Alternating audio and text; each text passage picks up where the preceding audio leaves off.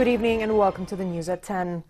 We begin with Syria, where government forces and their allies reached Deir el-Zur military airport, where troops had been holed up since 2014, surrounded by Daesh.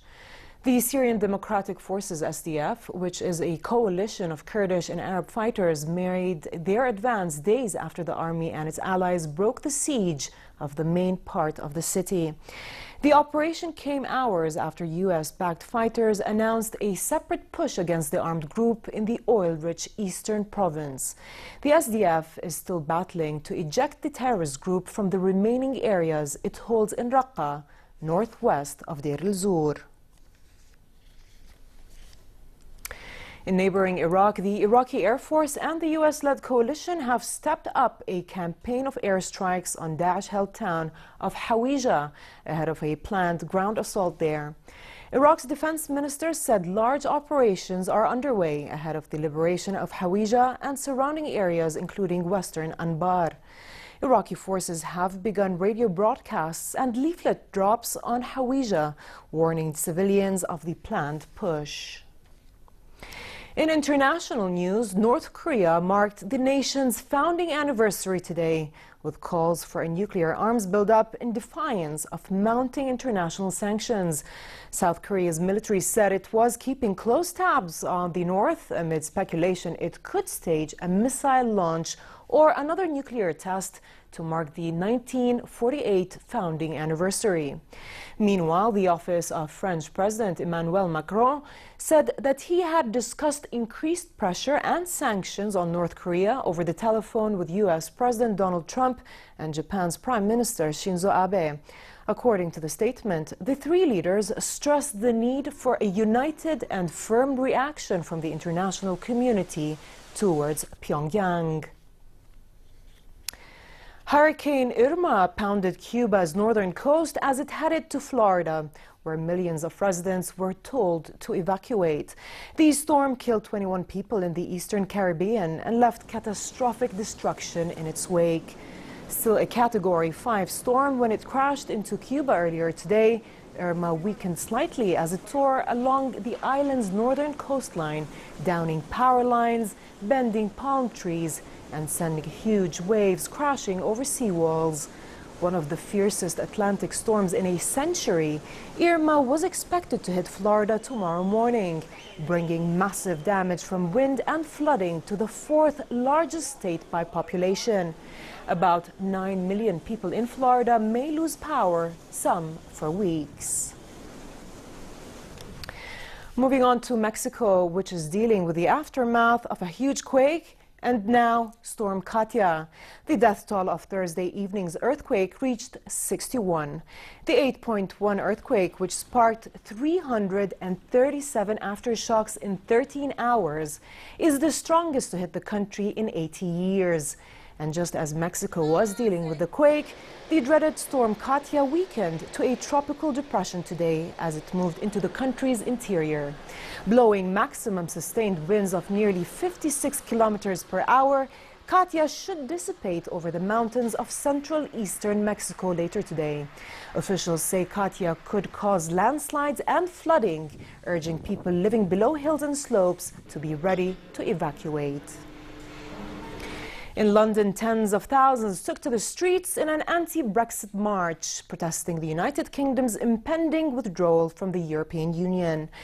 The demonstration made its way through the city centre toward the British Parliament before converging at Parliament Square. It comes at an awkward moment for the government, with the lower house of Parliament set to vote on the EU withdrawal bill for the first time on Monday. The repeal bill would formally end Britain's EU membership and transfer of around 12,000 existing EU laws and regulations onto the British statute books. Britons voted by 52% to 48% to end their membership of the bloc in a referendum in June 2016. Egypt has unearthed yet another hidden treasure. Egyptian archaeologists have discovered a tomb of a prominent goldsmith who lived more than 3,000 years ago near the Nile city of Luxor. Dating back to Egypt's 18th dynasty, New Kingdom era, the tomb was found along with statues, mummies, and jewelry. The site includes a courtyard, statue of the goldsmith Amenemhat and his wife and one of his sons, as well as the burial shafts. Earlier this year, authorities announced they had discovered another New Kingdom tomb in Luxor belonging to a judge, with Swedish archaeologists discovering 12 ancient cemeteries near the southern city of Aswan that date back to almost 3,500 years.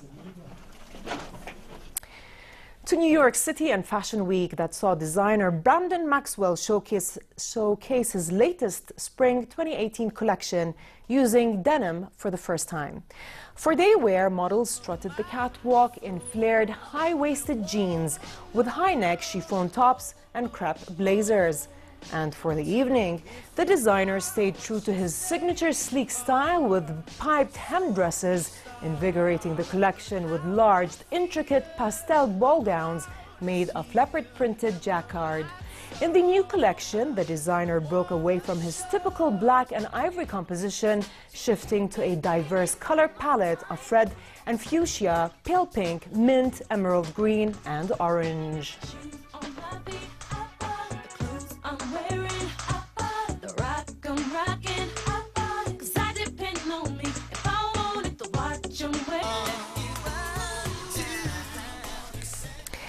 In sports, world number one Rafa Nadal moved closer to a 16th Grand Slam title when he recovered from a first-set wobble to crush Argentine 24th seed Juan Martín del Potro in the U.S.